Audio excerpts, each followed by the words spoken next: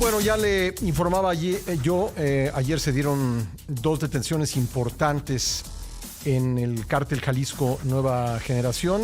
Un presunto sucesor del Mencho en la dirección de ese cártel y también el presunto operador financiero del grupo. Vamos a hablar al respecto con David Saucedo, consultor en materia de seguridad. ¿Cómo estás, David? Buenos días. ¿Qué tal, Pastor? Qué gusto saludarte a ti, auditorio, a tus órdenes. Bueno, pues como decía yo, detuvieron a alias El Jardinero en Nayarit y a alias El Güero Conta en Jalisco. ¿Qué significan estos dos golpes al cártel Jalisco Nueva Generación? Se trata de apresiones relevantes.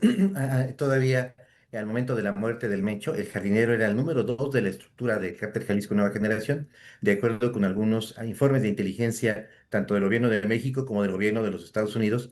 Quizá la sucesión al interior del Cártel Jalisco pudo resolverse en favor del jardinero, que era su brazo derecho. Sin embargo, de acuerdo con información que dio a conocer el Washington Post, basado en información de inteligencia de los Estados Unidos, se habría resuelto la sucesión en favor de Juan Carlos Valencia, el 03 hijastro del Mencho. A pesar de eso, el cártel Jalisco preservó una especie de dirigencia colegiada conformada por cuatro liderazgos, uno de los cuales era Audias Flores el Jardinero. Él se hizo más conocido en la opinión pública porque se dieron datos, el gobierno de México, el gobierno de Estados Unidos, informaron en su momento que él fue el enlace para la negociación que se dio entre los Chapitos y el cártel Jalisco Nueva Generación para enfrentar a la Malliza, el grupo que comanda Ismael Zambada Sicarios, alias el Mallito Fraco. Se trata evidentemente de una captura de alto perfil y justo lo que estaban buscando y presionando los norteamericanos, lanzar golpes en contra del cártel Jalisco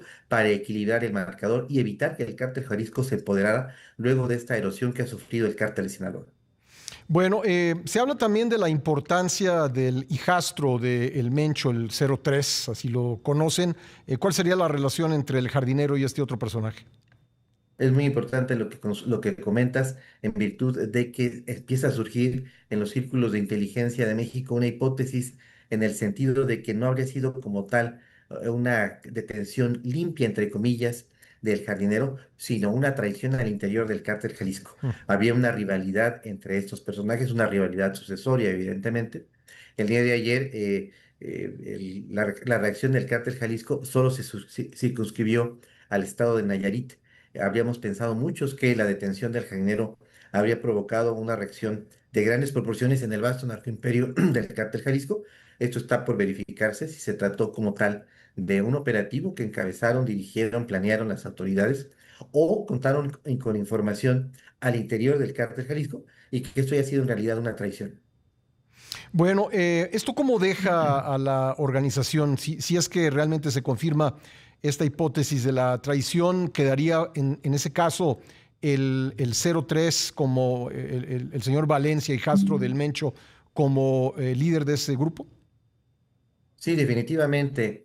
Hay una especie de dirigencia colegiada que el Mencho heredó para que se condujeran y siguieran adelante las actividades del cártel.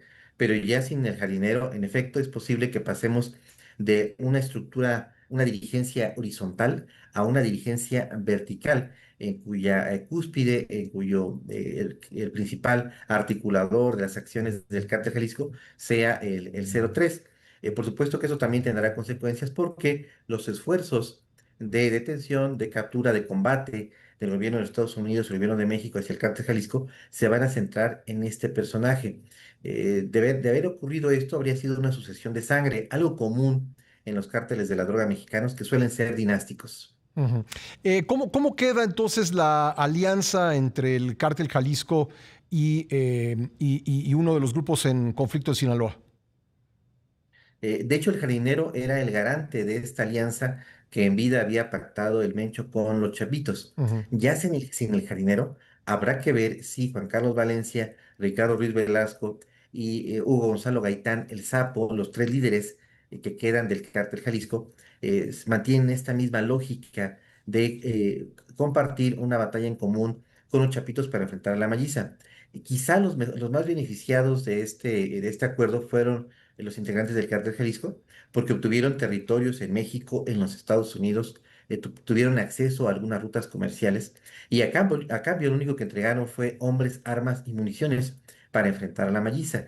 Quizá al cártel Jalisco le convenga continuar con esta alianza, pero no estoy seguro que los Chapitos, en este contexto de entregas y negociaciones con los Estados Unidos, les convenga continuar con un aliado que ahora sufre también la presión del gobierno de los Estados Unidos. Entonces, quizá no hay que ver la acción de ayer, sin quitarle la importancia, desde luego, como un debilitamiento del cártel, sino como una centralización de su mando. Es muy factible. De hecho, los propios grupos criminales juegan con estas embestidas que de manera periódica reciben por parte de las autoridades mexicanas. Quizá el líder criminal que más aprovechó estas capturas, detenciones y esta guerra contra el narco, pues fue el propio Chapo Guzmán, que podía orientar los esfuerzos del gobierno mexicano para que combatieran a sus adversarios y él mismo ir creciendo dentro del bajo mundo criminal en México.